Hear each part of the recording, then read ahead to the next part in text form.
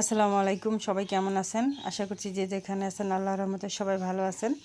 আমি অসুস্থতার কারণে এই পোস্টগুলো ভালোভাবে দিতে পারতেছি না, সবাই পরিবারে যেতেও পারতেছি না, এজন্য আমি খুবই দুঃখিত।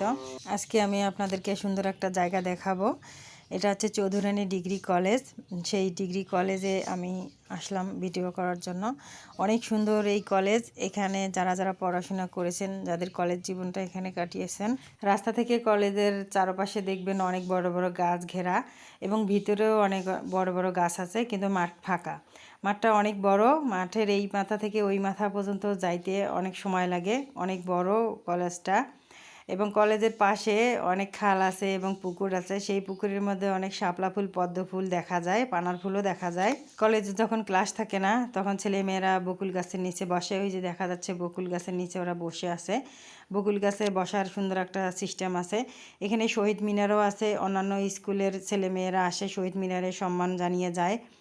এই হচ্ছে কলেজের গেট। ওখানে দুটো গেট আছে। এটা হচ্ছে মেইন গেট, ওপাশে আরও একটি গেট আছে। সব মিলিয়ে সুন্দর পরিবেশ।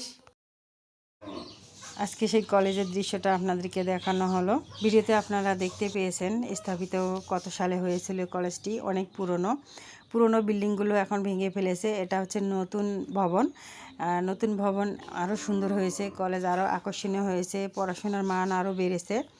যারা আগে পড়াশোনা করেছেন তারা হয়তো এই নতুন বিল্ডিংটা দেখেননি, আপনাদের কপালে বা ভাগ্যে ছিল না। যারা যারা নতুন এখন ভর্তি হয়েছে তারা এই ভবনগুলোতে ক্লাস করতেছে। এখানের শিক্ষকরা অনেক ভালো, খুবই ভালো লাগে কলেজটি।